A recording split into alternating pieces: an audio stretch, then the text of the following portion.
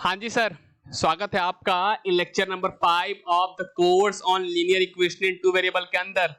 Lecture number 4 के अंदर हमने आपके साथ डिस्कस किया था about the consistent system of linear equation and inconsistent system of linear equations के बारे में। जिस किसी ने भी वो लेक्चर नहीं देखा है और जिन्हें जानना है कि लीनियर इक्वेशन के अंदर consistent system of linear equation क्या होता है, inconsistent system of linear equation क्या होता है, तो वो लेक्चर नंबर 4 को जो है वो विजिट जरूर करें। उस लेक्चर के अंदर हमने ये भी सीखा था कि गिवन x और y की वैल्यू किसी गिवन सिस्टम ऑफ इक्वेशन का सॉल्यूशन है या नहीं है, कैसे हम चेक करते हैं, है ना। तो उन सभी इंफॉर्मेशंस के लिए कि कैसे उन सवालों को करते हैं, आप जरूर लेक्चर नंबर 4 विजिट करें, देखें कि वहां हमने क्या क्या डिस्कस किया है। फिर लेक्चर नंबर 5 पे जो है वो आइएगा। तो जो लोग लेक्चर नंबर 1 to 4 देख चुके हैं उनका स्वागत है लेक्चर नंबर 5 के अंदर। और आइए डिस्कस करते हैं आज का कंटेंट। आज के लेक्चर के अंदर हम डिस्कस करने वाले हैं अबाउट द मेथड्स, है ना, about the method to solve simultaneous system of equation. मतलब दो इक्वेशन आपको दे दी जाएंगी और पूछा जाएगा बताओ x और y की कौन कौन सी वैल्यू हैं जो दोनों गिवन इक्वेशन को सेटिस्फाई करती हैं। तो इसके पहले मेथड्स के बारे में चर्चा कर ली जाए कि कौन कौन से वो मेथड्स हैं जिसका हम यूज करते हैं एक गिवन सिस्टम ऑफ इक्वेशन को सॉल्व करने के लिए। तो हमारे पास टोटल 3 मेथड्स होते हैं जिनका हम यूज करते हैं sir for solving simultaneous system of equation. पहले मैं उनके नाम बता देता हूं आपको, ठीक है ना। तो पहला जो नाम आपके पास आएगा वो आएगा कौन सा, सब्स्टिट्यूशन मेथड। दूसरा नाम आएगा आपके पास वो आएगा इलिमिनेशन मेथड। और जो तीसरा नाम आएगा आपके पास वो आएगा क्रॉस मल्टीप्लिकेशन मेथड, ठीक है ना। तो ये 3 ऐसे मेथड्स हैं जिनका डिस्कशन हम करने वाले हैं इस पर्टिकुलर लेक्चर के अंदर। ऑब्वियसली वो तीनों मेथड इस लेक्चर के अंदर डिस्कस नहीं होंगे। हम अभी 4-5 लेक्चर लगातार सब्स्टिट्यूशन मेथड का लेंगे। इनफैक्ट उससे ज़्यादा भी हो सकते हैं डिपेंडिंग अपॉन कितना टाइम लगता है हमें सारे सवालों को डिस्कस करने में। तो आज अपना जो मेजर फोकस होने वाला है वो सब्स्टिट्यूशन मेथड के ऊपर होने वाला है। तो आइए हम उसके साथ जो है वो डिस्कशन कंटिन्यू करते हैं। तो ये रहा आपका सब्स्टिट्यूशन मेथड। तो देखो आपको इतना तो पता है कि सब्स्टिट्यूशन मेथड हो चाहे इलिमिनेशन मेथड हो या फिर आपका क्रॉस मल्टीप्लिकेशन मेथड हो, हम इन तीनों के अंदर सॉल्व तो एक गिवन सिस्टम ऑफ इक्वेशन के कोई करेंगे। तो सबसे पहले हम क्या करते हैं, इसको समझने के लिए एग्जांपल लेते हैं, ठीक है ना, कि x plus y is equal to 3 ले लेते हैं, ठीक है ना। और 3x माइनस वाई, है ना, इज इक्वल टू क्या लेते हैं, 5 ले लेते हैं। ये दो इक्वेशन हम कंसीडर करते हैं। इसको मान लेता हूं इक्वेशन 1, इसको मान लेता हूं इक्वेशन 2। मैं आपको बोलता हूं इन दोनों इक्वेशन को सॉल्व करो और x और y की वैल्यू निकालो, ठीक है ना। तो हम क्या बोल रहे हैं कि आप तीनों मेथड्स में से किसी भी मेथड का यूज करके इसकी वैल्यू निकाल सकते हो, लेकिन आज हम केवल सीखने वाले हैं कि सब्स्टिट्यूशन मेथड का यूज करके कैसे इसको सॉल्व करें। तो सब्स्टिट्यूशन मेथड में करते क्या है, तो पहला स्टेप ये है कि आपके पास 2 वेरिएबल तो हैं, तो उसमें किसी भी एक इक्वेशन का यूज करके एक वेरिएबल को इन टर्म्स ऑफ अदर वेरिएबल लिख लो, है ना। अब ये क्या बोल रहे हो, हमें तो समझ में ही नहीं आ रहा है, ये 1 टर्म्स ये 2 टर्म्स क्या कर रहे हो। एक वेरिएबल को दूसरे वेरिएबल के टर्म्स में लिखना क्या होता है, तो आइए समझाता हूं आपको। आपके पास मान लीजिए एक इक्वेशन ऊपर दिया हुआ है x plus y equal to 3। ये इक्वेशन ऊपर लिखा हुआ हमने। तो हमने बोला कि ये इक्वेशन का यूज करके आप किसी भी एक वेरिएबल को पकड़ो और दूसरे वेरिएबल के टर्म्स में लिख दो। जैसे मान लो कि हमें x is equal to something लिखना है, तो हमने वेरिएबल x को पकड़ा और जो कुछ भी बचा हुआ है x के अलावा वो सबको दूसरी तरफ भेज दो। तो इस तरफ 3 है, तो जब y इधर जाएगा तो प्लस वाई से क्या हो जाएगा, माइनस वाई। तो ये देखो हमने लिख दिया x in terms of y। अच्छा, मतलब एक वेरिएबल, अच्छा y नहीं ले सकते क्या, x ही क्यों लिया, अरे y भी ले सकते हो। देखो तो y को एक तरफ छोड़ दो और जो बचा हुआ x है उसको उस तरफ लेके जाओगे तो प्लस x से क्या हो जाएगा, माइनस x हो जाएगा। हाँ, तो ये देखो ये हमने लिखा y equal to something in terms of x, है ना, और यहाँ पे लिखा x is equal to something in terms of y।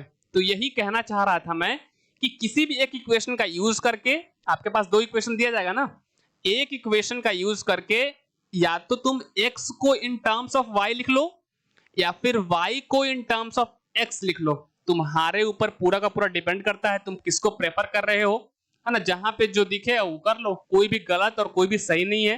केवल टाइम का जो है वो डिफरेंस लगेगा, कभी जो है वो जल्दी आपका हो जाएगा, कभी देरी से होगा, बट सॉल्व दोनों से होगा। तो इसमें कोई जो है वो दिक्कत वाली बात तो नहीं है। अच्छा, ये तो पहला स्टेप था। सब्स्टिट्यूशन मेथड का पहला स्टेप क्या है कि किसी भी एक इक्वेशन को पकड़ो, दो इक्वेशन में से, उस इक्वेशन का यूज करके एक वेरिएबल को दूसरे वेरिएबल के टर्म्स में लिख लो, ठीक है। अच्छा चलो मान लो हम x in terms of y लिखते हैं। तो पहला इक्वेशन का यूज किया हमने, x is equal to 3 minus y लिख दिया। अब आए क्या करना है, ये 3x minus Y equal to 5 दिख रहा है तुम्हें, बिल्कुल। तो आप क्या करो कि जो भी x in terms of y लिखे हो ना, दूसरे इक्वेशन में पुट कर दो। तो ये दूसरा इक्वेशन अगर देखोगे तो वो क्या है, वो है 3x minus Y equal to 5। तो आप क्या करो, इस इक्वेशन में x के जगह पे ये y वाला टर्म लिख दो। कौन सा y वाला टर्म, अरे ये 3 माइनस वाई निकाला था ना वो, अच्छा रख दिया। तो उससे क्या होगा, उससे देखो क्या हो जाता है। अगर आगे सॉल्व करोगे तो 3 इंटू 3 कितना हो जाएगा 9, माइनस का 3y माइनस का y इक्वल टू 5। तो अगर आप देखोगे तो 9 माइनस का 3y माइनस का y हो जाएगा माइनस का 4y इक्वल टू 5। सॉल्व करने पे देखो 4y इक्वल टू आ जाएगा 9 माइनस 5 दैट इज 4। तो y की वैल्यू कितनी आ जाएगी 1। अरे हमें तो x और y दोनों की वैल्यू चाहिए थी, तुमने तो केवल y निकाला। अरे हाँ भैया ठीक है, y हमने निकाल लिया ना। अब इस y को किसी इक्वेशन में पुट कर दो। मान लो इक्वेशन नंबर 1 में पुट करते हैं। तो इक्वेशन 1 क्या है, इक्वेशन 1 है x plus y equal to 3। तो y के जगह पे 1 पुट कर दो, तो x प्लस 1 इक्वल टू 3, तो यहां से x आ जाएगा। मैं इस पर्टिकुलर चीज को समराइज करता हूं कि सब्स्टिट्यूशन मेथड में करते क्या है। आपको दो इक्वेशन दिया रहेगा, सॉल्व करना रहेगा x और y के बारे में, है ना। मतलब सॉल्व करके बताना होगा कि x और y है क्या। आपको क्या करना है, किसी भी एक इक्वेशन का यूज करके एक वेरिएबल को दूसरे वेरिएबल को टर्म्स में लिखो। या तो x को y के टर्म्स में लिखो, चाहे y को x के टर्म्स में लिखो। फिर क्या करो, जो भी रिलेशन तुम्हारा आया है दूसरे इक्वेशन में पुट कर दो, वहां से किसी एक वेरिएबल की वैल्यू आ जाएगी। जो भी वेरिएबल की वैल्यू आई उसको किसी इक्वेशन में पुट कर दो, वहां से दूसरे वेरिएबल की वैल्यू आ जाएगी। और जैसे ही दोनों वेरिएबल के आंसर आ गए, आपका x और y सॉल्व हो गया। यही तो आपको करना है। अच्छा, कोई और सवाल लेके बताओ। हाँ सर बताते हैं, बिल्कुल। तो आइए अगले पर्टिकुलर चीजों के अंदर चलते हैं। तो ये है आपके स्क्रीन के ऊपर पहला सवाल जो हम सॉल्व करने वाले हैं, ठीक है ना। आप देखिए कैसे सॉल्व होता है। अगर आप देखें तो सवाल यह है, solve for x and y using substitution method, है ना। दो इक्वेशन दे रखी है, 2x plus y equal to 7, 4x minus 3y plus 1 equal to 0, और बोला है x और y के लिए क्या करो, सॉल्व करो। तो हमें यह भी बता दिया गया है कि सब्स्टिट्यूशन मेथड यूज करना है ना। तो देखो बोर्ड के पेपर के अंदर हम कैसे लिखते हैं वो पहले बताता हूं मैं। तो मैं सबसे पहले आपको लिखना है कि कौन कौन सी इक्वेशन दे रखी है। तो हम लिखेंगे गिवन इक्वेशंस आर। कौन कौन सी इक्वेशन है बताइए। तो पहला इक्वेशन है 2x plus y equal to 7, इसको मैंने फर्स्ट इक्वेशन मान लिया।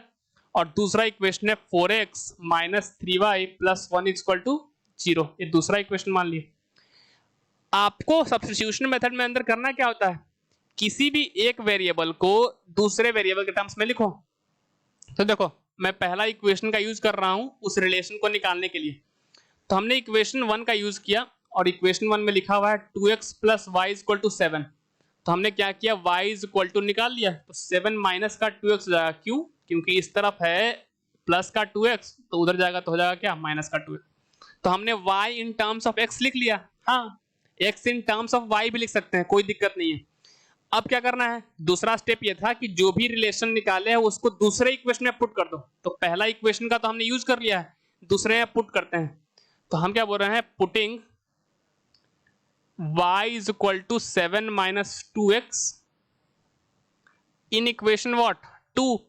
तो जब 2 देखोगे तो 2 क्या है 4x, तो 4x तो रहने दो, माइनस 3 इंटू वाई। अब y के जगह पर रख दो, ये 7 minus 2x plus 1 is equal to 0 आ जाएगा। सॉल्व करो तो ये आ जाएगा 4x माइनस का 21 प्लस का 6x प्लस कितना 1 इज इक्वल टू 0, है ना। अगर आप देखेंगे यहाँ से तो 6x और 4x ऐड होने पर हो जाएगा 10x, माइनस का 21 प्लस का 1 तो हो जाएगा माइनस का 20 इक्वल टू 0। तो यहाँ से अगर देखोगे तो 10x इज इक्वल टू हो जाएगा 20 जो कि सॉल्व करने पे दे देगा x is equal to 20 divide by 10, जो कि आपका आंसर कितना दे देगा 2। अच्छा, x की वैल्यू आ गई बिल्कुल।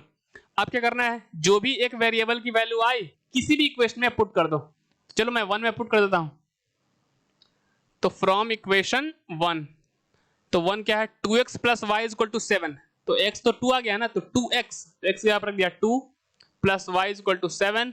तो 2 2 हो गया 4, 4 plus y is equal to 7। तो y अगर सॉल्व करोगे तो आ जाएगा 7 माइनस का 4, तो आंसर कितना आ गया 3। तो x की वैल्यू आ गई 2, y की वैल्यू आ गई 3। तो हम क्या बोलेंगे, hence x is equal to 2 and y is equal to 3 is solution of given equation. ठीक है ना, ये आपका हो गया सोल्यूशन।